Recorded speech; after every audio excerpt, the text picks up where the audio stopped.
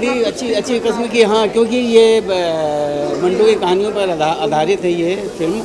और जिस तरह से कहानियों को जोड़ा गया है, बड़े खूबसूरत तरीका इस्तेमाल किया गया है। और बड़ा मतलब वैसे जो पाँच कहानियाँ, चार कहानियाँ हैं, तो चारों कहानियों को जो उस एक ही वक्त पे ऐसा लगे एक वक्त पे सारी कहानियाँ चल रही हैं। और ये पार्टीशन के वक्त की कहानी जो मंटो ने लिखी हुई थी, तो बड़ी खूबसूरती से इसका इस्तेमाल किया गया। और ये मेरे ख़्याल से ये कहानियाँ लोगों तक पहुँचना चाहिए, क्योंकि आजकल लोगों ने किताबें पढ़ना तो बंद कर दिया, कहानी पढ़ना बंद कर दिया है। तो मेरे ख़्याल से अगर फिल्म के ज़रिए अगर लोगों को बताया जाए कि हमारे यहाँ इस तरह के, हिंदुस्तान में इस तरह का लिटरेचर रहा, इस तरह की कहानियाँ लिखी गई हैं, तो मैं चाहता हूँ कि ज़्यादा से ज़्यादा लोग देखें। और फिर कहानियाँ तो चार ही मंटो ने और भी बहुत सारा लिखा है, तो इन कहानियों को देख के मैं चाहता हूँ कि और भी जो कहानियाँ उनकी हैं उनको भी पढ़ा जाए और उन पर भी काम किया जाना चाहिए।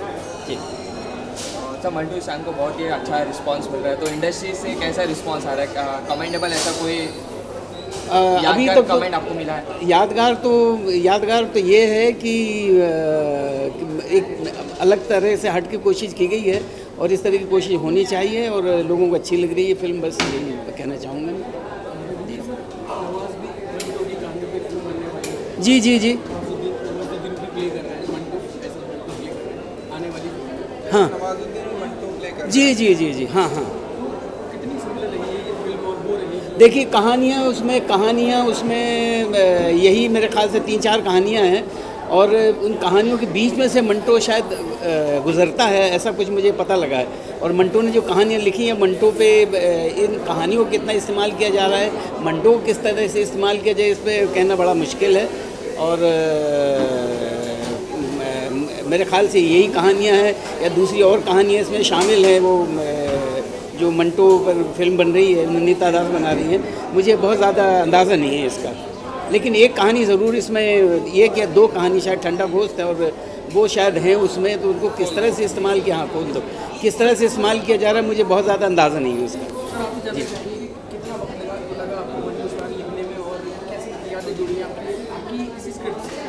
देखिए, मंटो की जो कहानियाँ हैं ना, वो अपने आप में कंप्लीट, जैसे आप कह सकते हो कि सिनेमैटिक, या जो है ना, आप जब पढ़ते हो तो अपने आप आपको वो चीज़ें विजुलाइज होना शुरू हो जाती हैं।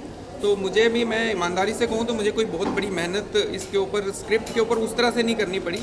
हमने एक शूटिंग के दौरान वैसे ही खोल दो को लेकर रघु सर से मेरी बात हुई, तो इन्होंने कहा कि मंटो के ऊपर काम होना चाहिए, क्योंकि बहुत इतना ज़बरदस्त, इतना स्ट्रॉन्ग लिटरेचर है मंटो का, और बहुत कम काम हुआ है, और सिनेमा के अंदर तो काम हुआ ही नहीं है, कह सकते हैं।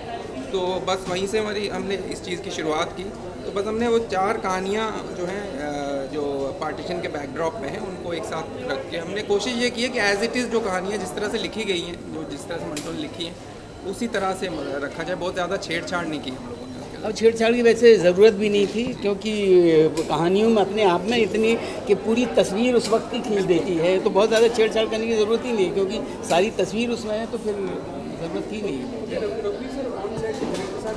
कैसे ह्यूमन बीइंग है, किस तरीके से आपको ट्रीट करते थे, और कितनी आसानी से ये आपके कैरेक्टर से ये नहीं जा पाते? मुझे तो इतना फ्री छोड़ देते हैं ये अक्सर, और बड़ा डूबने का बड़ा मौका देते हैं, और मुझे मज़ा तभी आता है जब मुझे डूबने का मौका मिले। और ये कहानी बड़ी मुश्किल भी थी, और जिस तरह का उस फादर के ऊपर, जो मैंने, फादर का नाम क्या था, सिराजुद्दीन, जिस तरह का कैरेक्टर था, तो मुश्किल तो था मेरे लिए, क्योंकि इस तरह के दौर से गुजर जाना एक्टर का यही है कि जब तक डूबता नहीं है तो वो सच्चाई सामने आती नहीं है।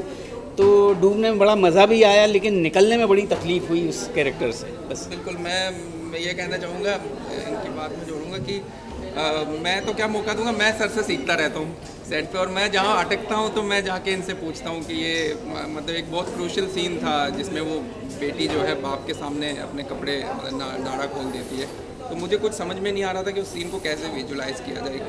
मंटो ने लिखा, क्योंकि शब्द आप पढ़ते हैं और फिर उसको विजुलाइज़ करके करना, तो मैं बहुत फंसा हुआ था, मुझे सर ने निकाला उसमें से। मैं कहा सर कैसे किया जाए, तो मेरी खुशकिस्मती रही है कि मैंने 3-4 फिल्में सर के साथ में की हैं, और हर बार मुझे इनका काफ़ी सपोर्ट रहा है हर फिल्म में। और मैं जहाँ, क्योंकि मैं एक न्यू कमर हूँ, देखा जाए मैं अभी सीख रहा हूँ, और मुझे काफ़ी कुछ सीखने को मिलता है, और शायद मैं इस तरह की चीज़ों की हिम्मत भी तभी कर पाता हूँ कि इनका आशीर्वाद रहता है मेरे साथ। एक्चुअली हम सब सीख ही रहे हैं, ऐसा है कुछ नहीं है, क्योंकि ऐसी ऐसी कहानियाँ आ जाती है, हम सीख सीख के ही कर रहे हैं, बस यही है, यही कोशिश है। सर, अब तो हम सभी जानते हैं कि म्यूजिक का इतना शौक है, तो इस मंटो स्थान में कुछ गाने भी आपने गाए या कुछ ऐसा? नहीं, इसमें कोई गाने नहीं गाए मैंने, क्योंकि ज़रूरत नहीं थी गाने की, और आगे कोई कहानी, किसी कहानी ज़रूरत पड़ी तो गा भी दूँगा ज़रूर। नहीं, कुछ नहीं, अभी बहुत बहुत शुक्रिया आपको, मेरा अभी दिमाग में मेरे मंटो स्थान छाया हुआ है। पूरे वर्ल्ड घूमने के बाद अपनी कंट्री में फिल्म को शोकेस करना is like coming home, so we are very excited. काफ़ी 1-1.5 साल से हम लोग इस फिल्म पर मेहनत कर रहे थे, और बनने के बाद कई सारे फेस्टिवल्स में इस फिल्म को ट्रैवल करवाया हम लोगों ने।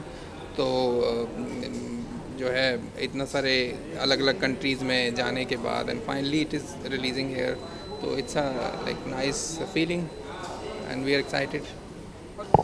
आई थिंक एक एक्टर के लिए ऑडियंस की अप्रिसिएशन से बढ़कर और कोई रिवॉर्ड नहीं है, सो ऑफ कोर्स बहुत अच्छा लगता है। एक्टर वही है, मैं एक्टर नहीं हूँ। आई थिंक मेरे फैंस से ज़्यादा मंटो के फैंस के लिए मैसेज है कि ये पहली फिल्म है जो मंटो की स्टोरीज़ पे बनाई गई है, so please go and watch Manto स्थान।